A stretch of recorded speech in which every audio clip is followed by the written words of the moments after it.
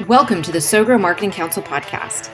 The SoGrow Marketing Council is a membership organization comprised of growing marketers who want to stay ahead of developments in multiple areas of marketing.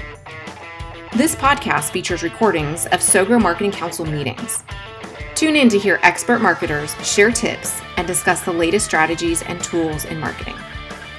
To join the next meeting and be part of the discussion yourself, visit sogrowpr.com. That's SOWGROWPR.com and click on the Marketing Council tab. Let's get growing. The tip that I have today is one example that's highly demonstrative of this, which is hiring and the importance of marketing in hiring. When a business is hiring, it is very simple, of course, to talk about salary and our very cool office space and working hours and other logistical factors of this sort. But what the business is also doing is promoting its culture, whether they're doing so consciously or not. One of the ways in which they're doing that, of course, is through their marketing. So those candidates, even though they are not potential clients necessarily, will have an impression of the business based on the marketing that's happening, because marketing is all external facing in that way. So that is the public image of the business. So the two main problems I see businesses come across is when they either have not defined a company culture, so they're not able to get something concrete and consistent across in that marketing, or they have misdefined their company culture. So what they are presenting in their marketing as the company culture does not reflect the reality of working in that business. And when I talk about company culture, what I mean in short is the way that the employees interact with one another and the way that they interact with their work. And yes, that can be defined in very tangible and concrete terms. So with both of those errors, either where it's undefined or it is defined incorrectly, what happens is you risk, of course, not attracting the candidates that would actually fit into that culture, so attracting the wrong candidates, and or presenting a lie. So you get a great candidate and they start working in that business, and then it is nothing like what the public image of the business was. And so they feel lied to and betrayed, and it doesn't match their expectations. And anybody who has ever been involved in hiring knows that losing an employee, especially a new employee, is incredibly costly, not to mention highly disruptive to everybody who's also there. So it's something that any business wants to do everything they can to minimize that happening. So that's the importance of defining culture, which does have to come internally. That is an operational obligation. And then making sure that the marketing is reflecting that the story that is being told through marketing is the reality of who the business truly is, what they represent to the market, and the personality that business has day in, day out in those working conditions. That's my tip for the day. That's so great, Rebecca. And in terms of how do you make that communication happen between those two departments? Do you have any suggestions in terms of how to make those conversations seamless? For one thing, marketing, and no part of the business and marketing, so including marketing, should never start with a blank page, right? So it's not just about, okay, let's do something creative and or just get a message out there that we know will resonate with an audience. It's about getting the message that is true and authentic to the business, a word that Lisa uses a lot, really important, getting that message out there. So it has to, that for marketing to be successful, and of course you're all in marketing, so you know this, you need the correct information from the business. So even when that's happening internally, where it's a marketing department, that marketing team needs to be getting the correct and reliable information from, let's say, the top levels of the business, who those decision makers, whether it's the owners or a board or a C-suite, to then make sure that the message, that the external image of the business reflects reality. That's so true. Thoughts or questions for Rebecca? That's really helpful.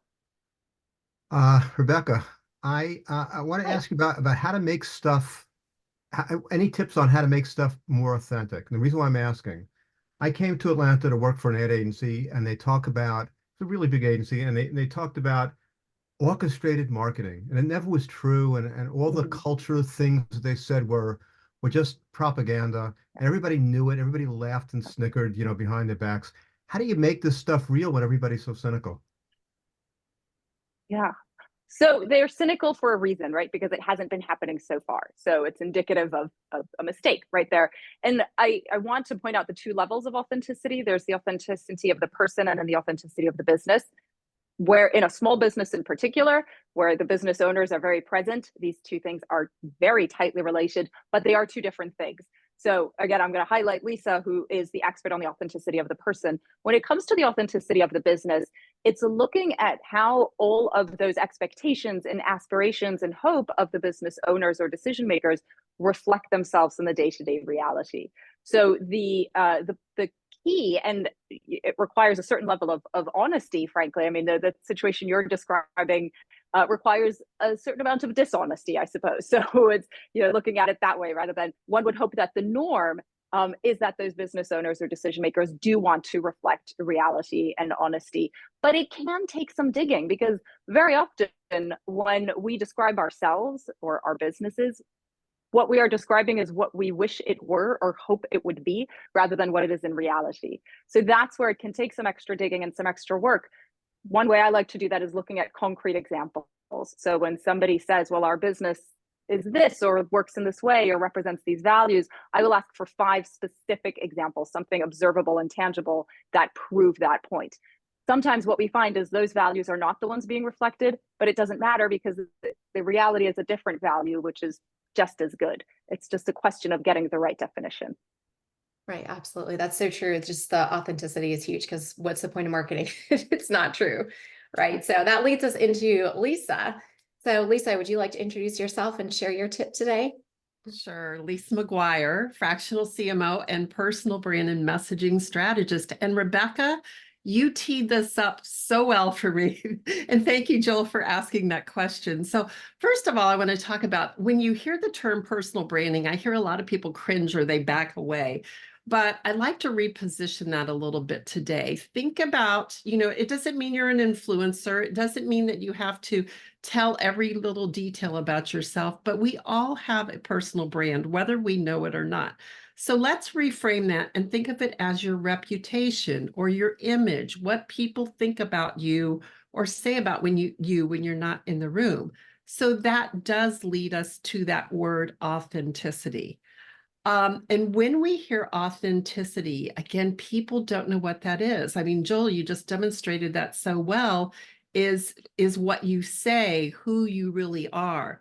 And I'll give the example. I've met several people on LinkedIn through their comments and posts, and we agreed to have a virtual meeting. And when I get on Zoom with them, they are not anything like they show up in their post. And I'm thinking, who are you? Where did you come from?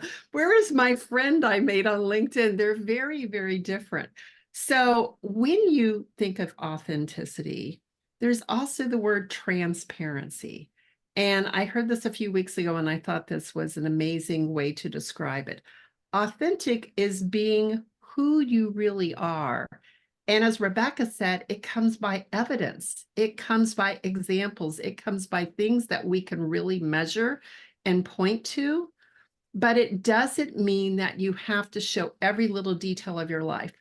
There is a level of transparency. And we as marketers, if you think about graphics, you can adjust the transparency of an image, right? How dense it appears or how filtered it is. We do want to choose what we're sharing with people. And so when you are expressing yourself as your personal brand, it's very important that you present yourself truthfully. So where does the evidence come from? And this is my tip, is you are going to show up much more magnetic and more confident if you have the evidence to know who you are. That is done by making sure that you understand how you are wired. You also have to understand how other people see you. And we don't know that. We have to ask other people, what is the image? What do people think about you? What do they think your skills and your talents and tricks are that you have that make you magical? And what are the evidence pieces that you have throughout your life that are clues that brought you to where you are today? And then finally, what are the stories you're telling yourself that if you were to tell someone else, they'd say, why do you think that about yourself? Because that filters how we show up. So once you have that confidence, you know who you truly are. The second piece is being sensitive to your audience. You have to be empathetic and know where your audience is coming from. It's that client-centric messaging, right? You have to know what they're thinking, where they're coming from, and what they need to hear from you. So personal brand communications are done not for you, but they're done in the service of others to help people know, are you the person they want to work with, or are you the person they want to work for? And that's my tip. That's so great, Lisa. So do you have any tips for people who are private and don't necessarily want to put a lot of things out there? Because it seems like the people that are really successful are the ones that just put everything out there, and they're just so honest and so raw about things. It seems like there's a trend in the marketing world to just put everything out there, but that's not necessarily everybody's personality. Right. So where do you feel like, how do you feel like people determine that line as far as like sharing too much versus not sharing enough so people don't know you well enough? Right. That's a great question. And what I always look at is, okay, if you are more reserved and you don't want to share much about yourself, what is a lesson that you have learned in your life that you could then tell a story about, right? So you're doing it in the service of others. What is the one controlling idea, the one lesson you want people to learn? And then just tell a little short story. It could be 3 or 4 lines and then lead into the content. But that's a way to dip your toe in the water. And when you find out that you're not going to lose all your friends and you're not going to lose all your business, you can get a little bit deeper into that. Right. That's helpful. Does anybody else have questions for Lisa on personal branding and authenticity? And I think one thing that it made me think about is I do a lot of our social media, and I'm really immersed in everything going on with the new AI tools and all the different things that we can do with that. And I mean, everyone's brain is exploding just on every level of business of how we can use AI and all the things it can do.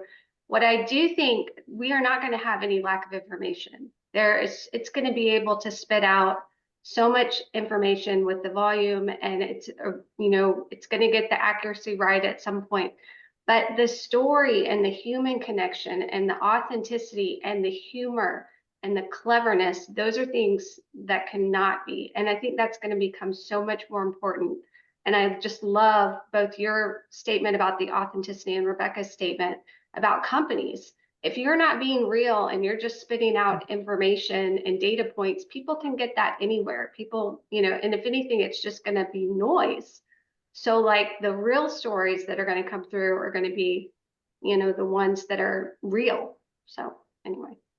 right. And that's even more of a challenge in the business to business world. It makes perfect sense in the consumer world when you're putting all this personal stuff out there, but in the business to business world, you still have to build that authenticity, but it's a bit of a different setting.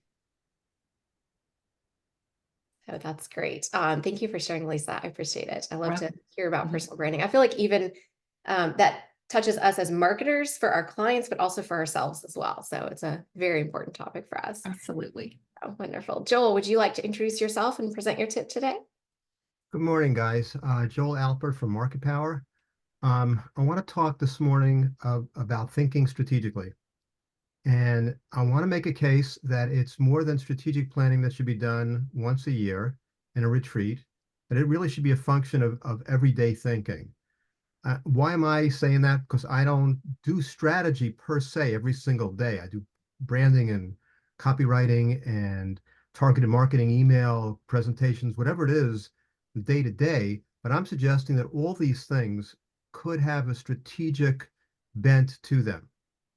And rather than get definitional and weird with academic tap dancing, I want to suggest a very practical, real example, just real life.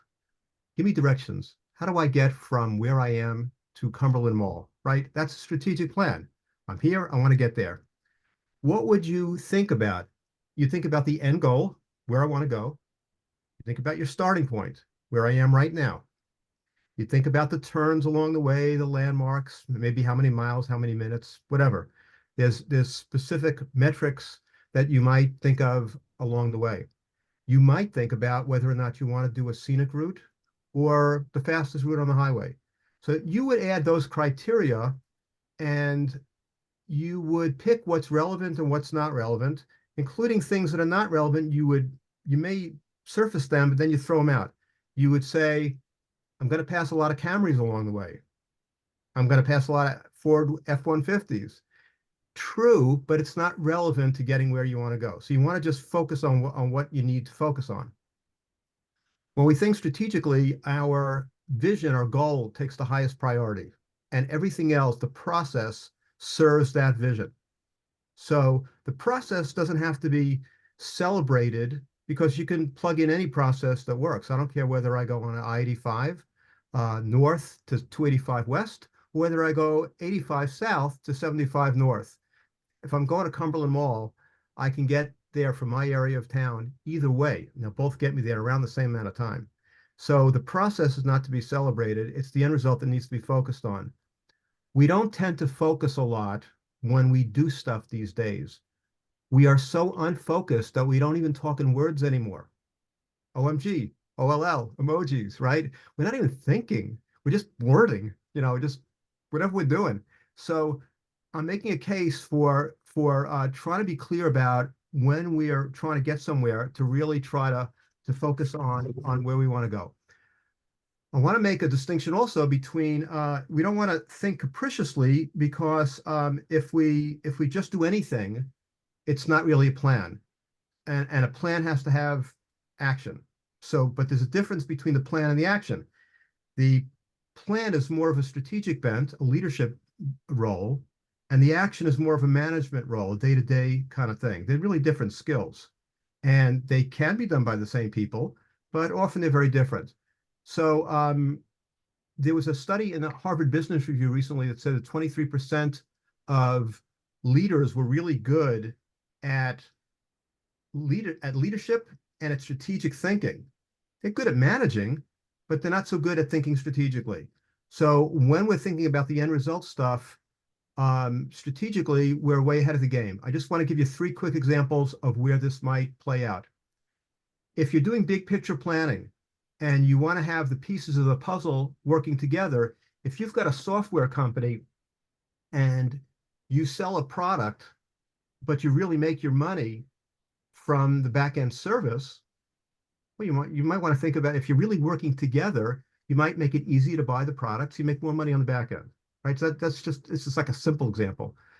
If you are fine-tuning your products and services, you want to keep your end result in mind, your users.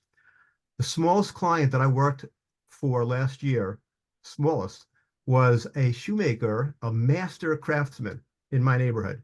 And there's also in my neighborhood is an office park full of lawyers. So what I said to him, like, why don't we put out some flyers at the law firms and say we have pickup and delivery? Well, guess what? Those lawyers were sending him 4 pairs of shoes at a time at $150 per repair. Not bad. He would get a couple a week.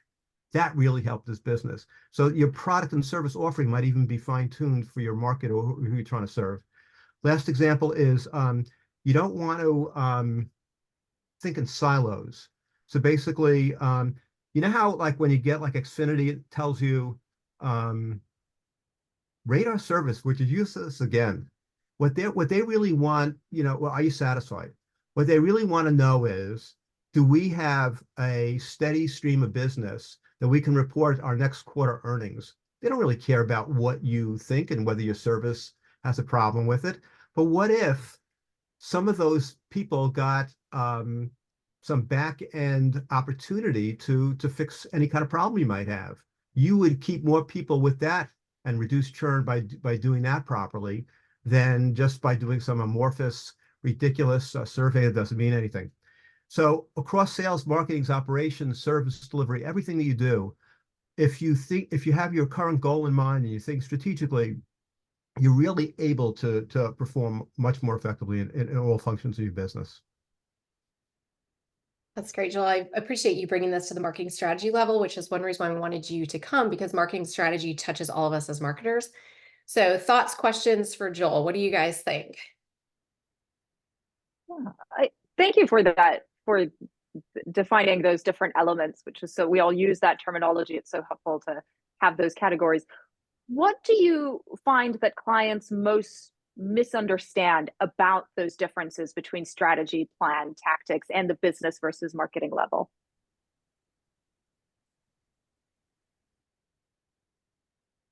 Well, one thing, the bigger the company you work for, the worse this is. But even in small companies, people hate this stuff. They don't want to do it.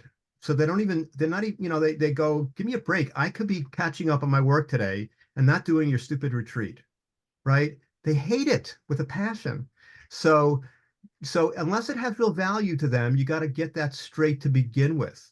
And then you need to have a drill down plan so that it's not just what I call three-ring binder babble. So it's like when you have just an idiot plan on paper, it doesn't do anything in the real world. You have a plan on paper. You need to define and distinguish how you lay that out. So when you have a plan that's transferable, you can do a good job with it. You can actually enact it. So the biggest disconnect, I think, happens when the plan doesn't really work for folks and it doesn't really enact very well. So Jill, do you have any suggestions in terms of planning your strategy and deciding what is that end result that you want? So let's say you can pick Cumberland Mall for those of us that are here, that's a local thing. Or maybe you're like, I want to go to the Statue of Liberty, thousands or hundreds of miles away. So how do you determine that end goal within realistic parameters? I'm not sure how to, I mean, I know I wouldn't go 85 south if I was going to the Statue of Liberty. That I know.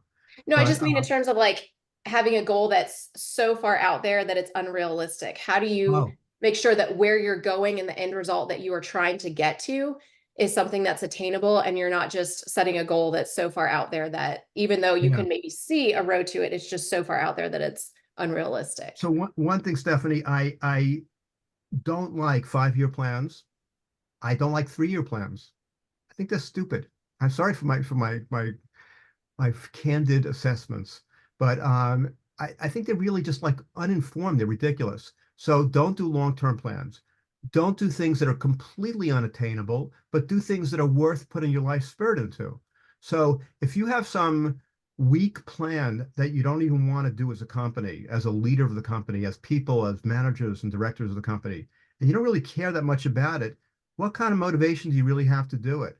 But if you really love it and you really want to do it, and you want to, you have motivation, you care.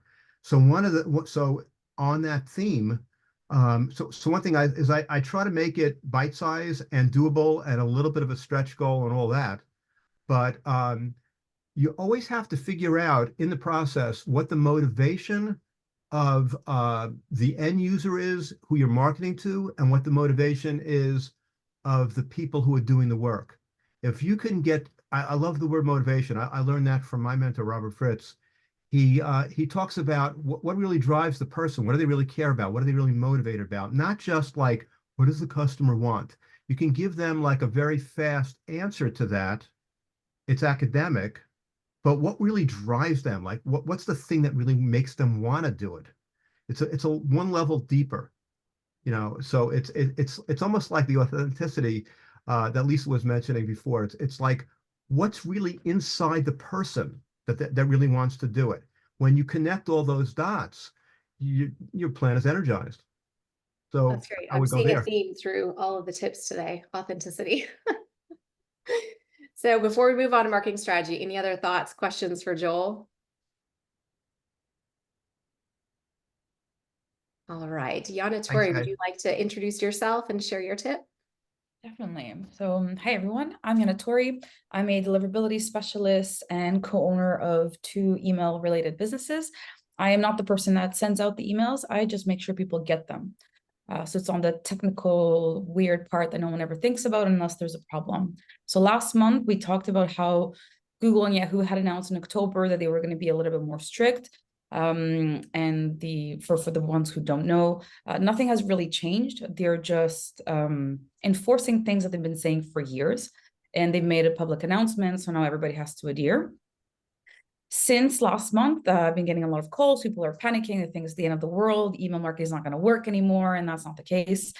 But there are a couple things that we need to set straight. So one of the things people are scared about is emails not landing in the inbox anymore.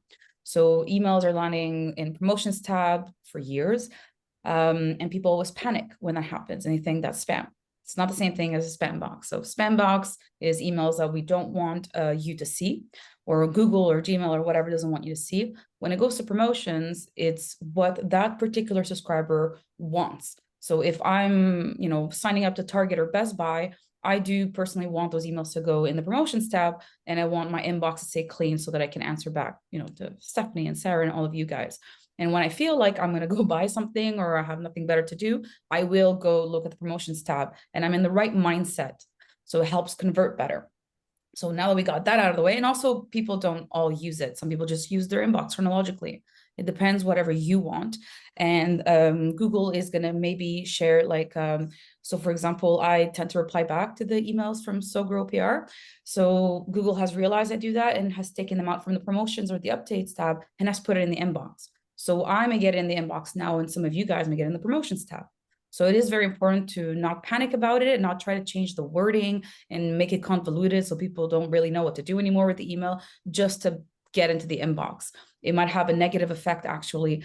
Most studies that have been done is quite a high negative effect because that's not where they want the email. So they get a little bit annoyed, so they're more likely to unsubscribe. Today, I wanted to talk about the different tools that people use online. So there are a couple tools that everyone loves to use, and it makes them feel better that everything is okay, even though it definitely isn't. So I'm going to share my screen here so that everybody can see. So one of the things that we have is the sender score. People are going to put an IP or a domain in here, and they're like, 100%, I'm great. Close the laptop, let's send some more emails. So I wanted to explain how this works. So this website is owned by Validity, and one of the features or products that they offer is a feedback loop. A feedback loop, very easily put, is just a system that is able to process spam complaints. So instead of you connecting directly to Yahoo, connecting to Microsoft and so on, you can just connect to them, and they will process all the spam complaints from the inboxes that provide that information. Google and G Suite is one of the companies that does not provide it. So if you're using Gmail and you report an email as spam, there is no communication side going to MailChimp or HubSpot or anything like that. What you see here is the information they get from that kind of reporting. So if, for example, you were sending a lot of emails that people were reporting them as spam using Microsoft, they're going to know that. If, for example, you're on a block list that is public information, they're going to know that. What they don't know specifically is if Gmail, Yahoo, and all these people are actually going to accept your email. They just see based on the spam reports and data like that. They have no idea if Google likes you or not. So you may have an 100% sender score here, everything is great, but it doesn't mean their emails are landing in the inbox. And you can see the reverse, where they might have seen some information because maybe you bought a domain and previously was used for abuse, and that's the information they have. But at the end of the day, it's a new owner, new company, new things being done, no more scamming. Therefore, Google, Microsoft, and so on is going to accept the emails. The IP I put here was an IP from MailChimp, which is why there's that much data. And of course, they take care of their infrastructure. The second one that people like to use is a mail tester. Mail tester is great if you want to check if your emails are still authenticated properly. So this is from my inbox. But as you can see here, I sent this email. It's a blank email from my inbox.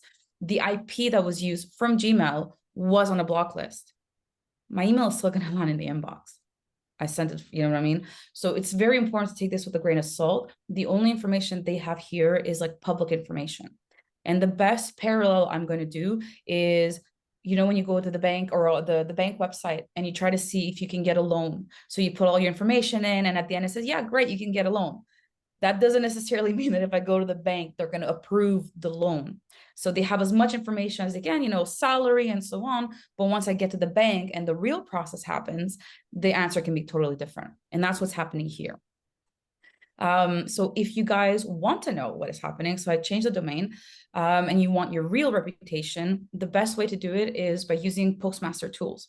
It's free, it's from Google, and usually people's lists are about 80-90% Google or G Suite accounts. So it's very important to do this when you start sending emails. It only appears, of course, the data, if you're sending a couple hundred emails a month, you need to be sending emails. If you're not sending emails, there's no data to give or no reputation to give. They want to be able to see what's coming in, see what people are doing before they tell you. And because Google doesn't report or doesn't give back anybody who's complained, it is extremely important to understand and see this data. So for example, with this customer, you see the spam rates are through the roof. And because the information is not relayed, that means that the MailChimp, the HubSpot, whatever tool they're using is not removing these people from the list. So this is compound. 10% today of that day, October 29th, people clicked manually on the report a spam button. And then the next day, another, let's say, what is it, 2.9%. That's compounding. So over time, these people should have been removed and they can't be removed. So in a couple of months, if you don't know this and you don't do anything, try to figure out who may not be engaging with emails anymore. Google is going to start putting the emails in spam. That's where your reputation gets hurt. They give you a reputation here as well. So that's one of the other options that they offer.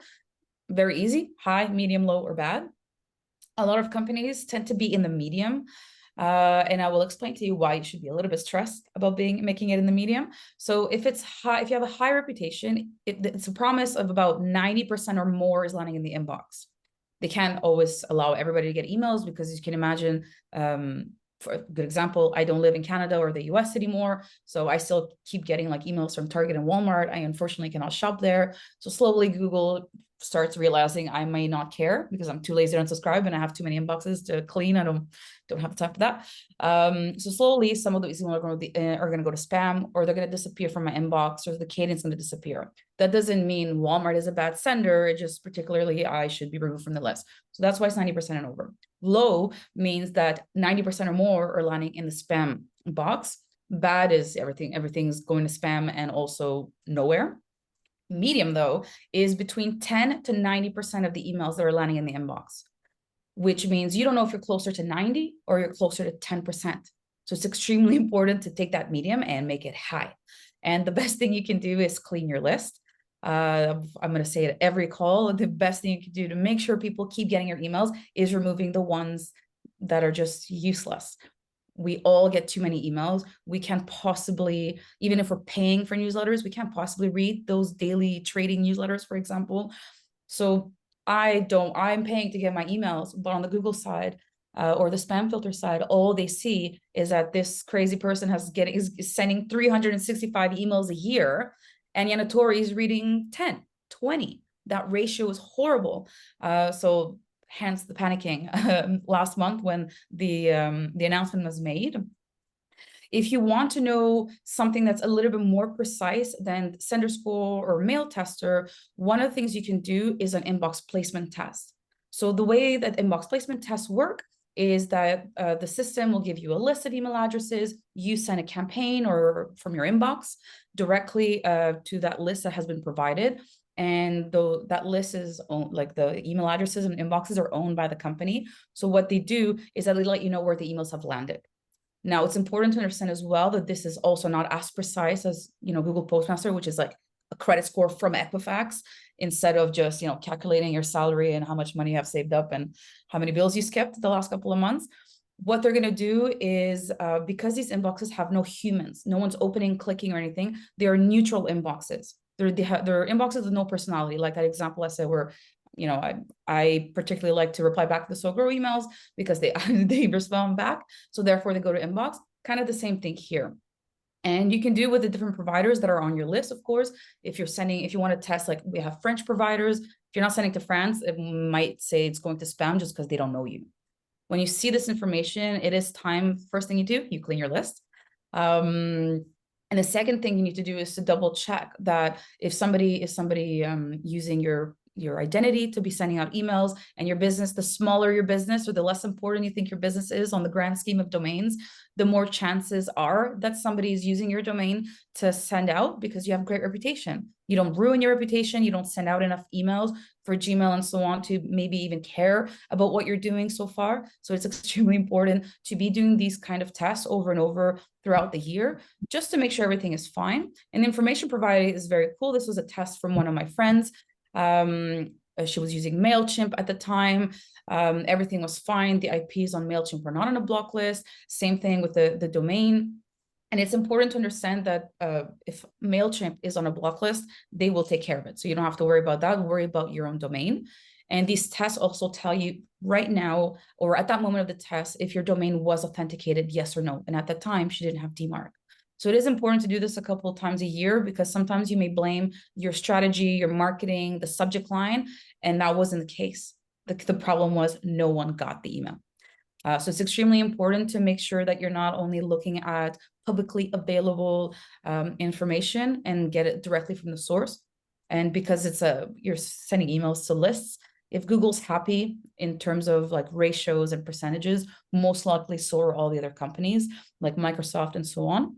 Only 3 companies offer this kind of information: Google, Microsoft, and the Verizon family, so Yahoo, AOL. Or else you're gonna have to be doing inbox placement tests to check what's happening with iCloud. And I will stop there because I can keep going. That's so great. So I have a question, and this is not my area of expertise. So let me know if this question does not make sense. But what about, this seems a lot like consumer emails, like personal emails. How does this work in the business to business world when emails are not through Gmail or Yahoo and that sort of Oh, it's the same. So your reputation comes from your domain. So if you were to move from like G Suite to like Hotmail, Microsoft Office, that reputation will follow you. Now, the receiving machines are going to find it a little bit weird, kind of the same idea of like, using your credit card in a new country. So there's a little bit of a couple of things you need to be doing to make sure everything's okay. But the reputation comes from your domain. So even if you're using your inbox, or like in the US, you guys are legally kind of allowed to do cold email. New York and California is coming in the way of that. And I don't know why people don't understand that at the end of the day, you don't know where your customers are. You have an email address. It doesn't mean that you don't have to be compliant with CAN spam, Castle, GDPR, and so on. But the US is coming for you anyways. And Google and Yahoo decided we don't want you to be sending cold emails.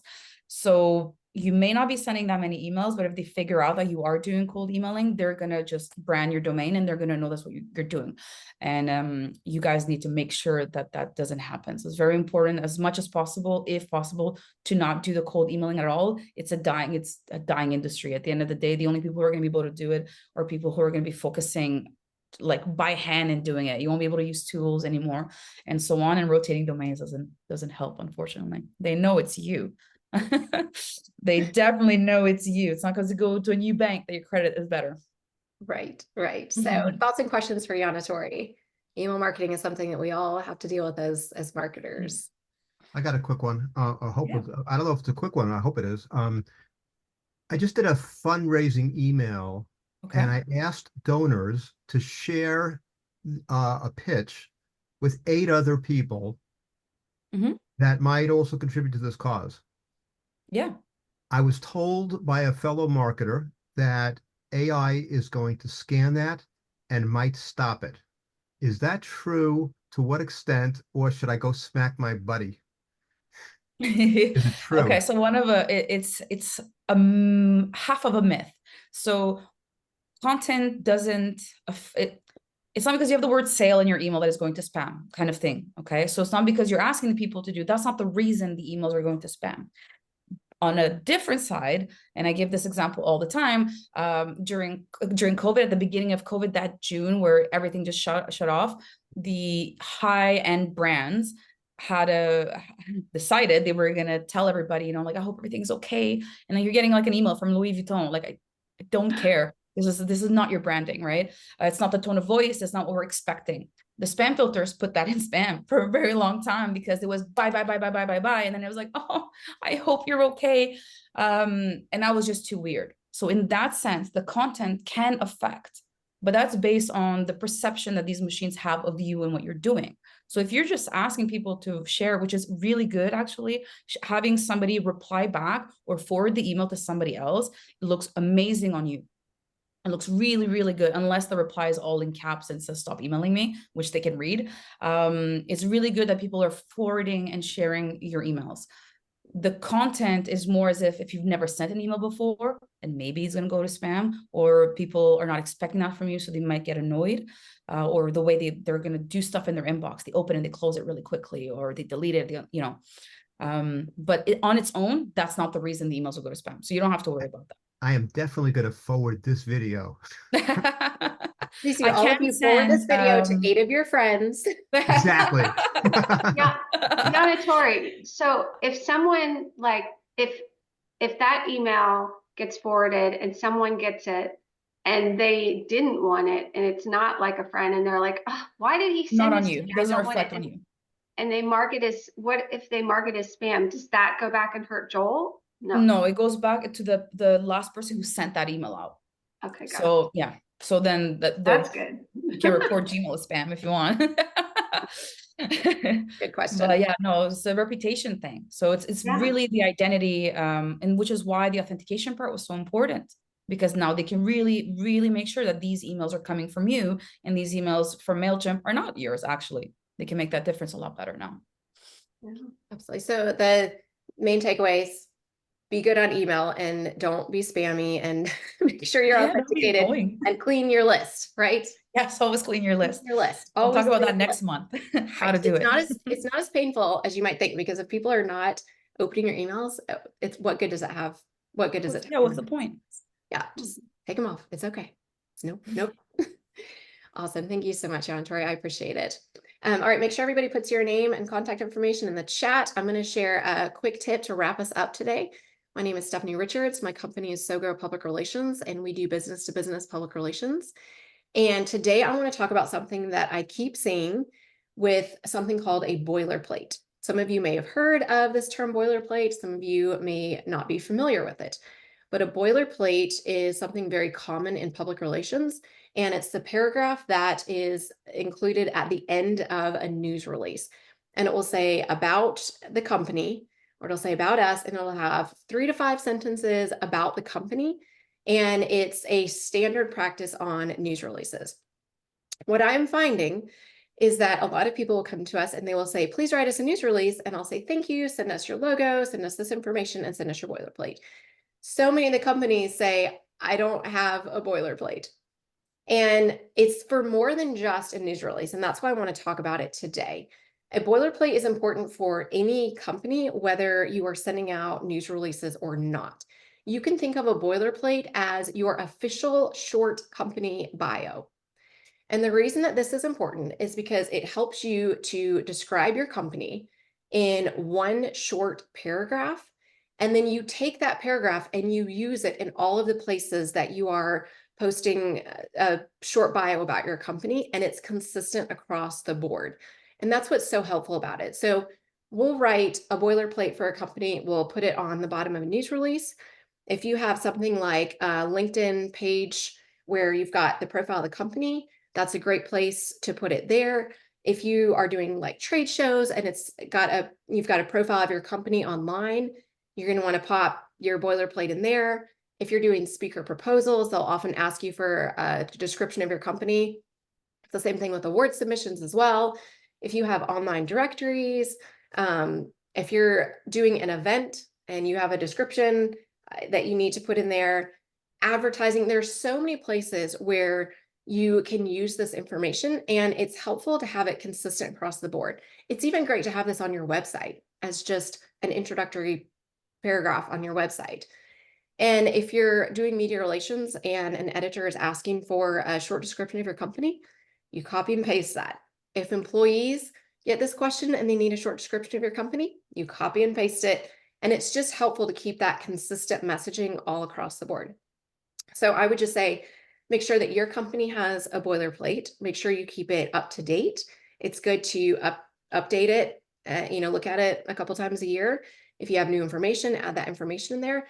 And then make sure your clients have boilerplates as well. And just to give you a little description, that boilerplate will have your company name. A lot of times it'll include the location. And then you'll have some sort of sentence. And Rebecca, this is really where you come in about having that one sentence, that core message that really says what your business does. You may throw something else in there. Maybe you guys have, you're an award-winning firm or, something else that's noteworthy. And then you'll have some sort of contact information, whether it's for more information, visit our website. Some people do their social media accounts, or if they have a book, something like that would be good to put in there. And this even happens a lot of times if you are, let's say, an article author. A lot of times that boilerplate will be at the end of your article. So you want to have some sort of link back to your website, because sometimes that's the only link that ever gets back to your website, is the one that's in your author bio or your boilerplate. So those are something that I keep having companies say, write us a news release. They have no boilerplate. And so I have to write them a boilerplate. And it's just something that they're not thinking about and they're not using. And so everything that they're posting is not necessarily consistent across the board. So how many of you have an official boilerplate? Who has even heard of a boilerplate before? I'm curious if this is new or if you guys are like, yeah, I've got my boilerplate. No boilerplates? I don't have I know what it is. I don't have one. Same. What is I'm a solo practice. I run my practice on my own, but a boilerplate still applies, I guess, is my question, even for a solopreneur and individual. Right, absolutely. And a lot of times you can use a boilerplate in an author bio similarly, because you'll say, Rebecca Brizzi, managing consultant of RG Brizzi. And then, a lot of the information is going to be the same if you are a solopreneur, but it's basically just having that short paragraph that you can just copy and paste and use in all these places to have consistent messaging.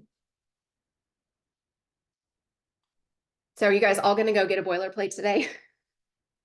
This is your homework from today's meeting. Other homework from today's meeting is sign up for the March 20th SoGrow Marketing Council. Sarah, can you put a couple of these links into the chat? So go ahead and sign up and RSVP to reserve your spot.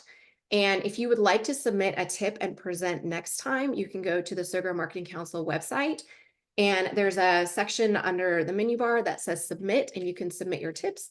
And we'll let you know if your tip is approved, and then you'll be invited to present your tip. And tips are educational and informational. And like I said, they end up on the recordings that we do for LinkedIn Live, on our YouTube channel and our podcast. And also, please go to our YouTube channel and subscribe. We really need subscribers, and our podcast, subscribe as well. And then, as we talked about with the email and forwarding things, we really would love to grow the SoGrow Marketing Council, and we would like to start an Atlanta group soon that meets in person. And so we would love for you guys to invite your friends and anybody that you know in marketing that's executive level, that's really good at just educating people and sharing tips. We would love to have them join, especially we're looking for like SEO. Sarah, what are some other areas that we are looking for? We love sales. That's another area. There's just event marketing. Event marketing. We haven't had marketing. Yeah, event marketing in a while. Digital marketing, any kind of digital is always welcome. We're open. I mean, just pretty much there's a long list, but yeah. All your marketing friends. So, and again, we'll broadcast on LinkedIn Live, because we would like to set you guys up as experts. We want you guys to get exposure. And so you guys can take your video tips as well, and you guys can put them in your newsletters, and you guys can use them and share those as well to promote your expertise, because we want you guys to shine. And that's what we love about this meeting, is that we're not just coming and presenting information to you like, oh, we're the experts of everything, just sit and take notes. We feel like you guys have so much to offer, and we feel like we are better by learning from everybody that is able to share their expertise. We feel like that really helps us to stay up to speed on all these different areas of marketing. So March 20th, join us again. We'll do this on the third Tuesday of every month at 10 a.m. on LinkedIn Live. And sign up for the podcast and subscribe to our YouTube channel, and we would greatly appreciate it. And invite your friends, everybody. And Stephanie, I put those links in the chat. So Perfect. if you want to capture those, the last one is the newsletter. We don't send out a lot of them. We send out maybe, a couple times a month, just with what's coming up at the next meeting, and maybe some tips from the previous meeting, some video tips, and then that's it. That's right. Wonderful. Well, thank you everybody for coming today, and we look forward to seeing you guys next month. All right. Thank you for listening to the SoGrow Marketing Council podcast. Want to be part of our next meeting? Visit sogrowpr.com. That's SOWGROWPR.com and click on the Marketing Council tab to sign up for our next event. Until next time, keep growing.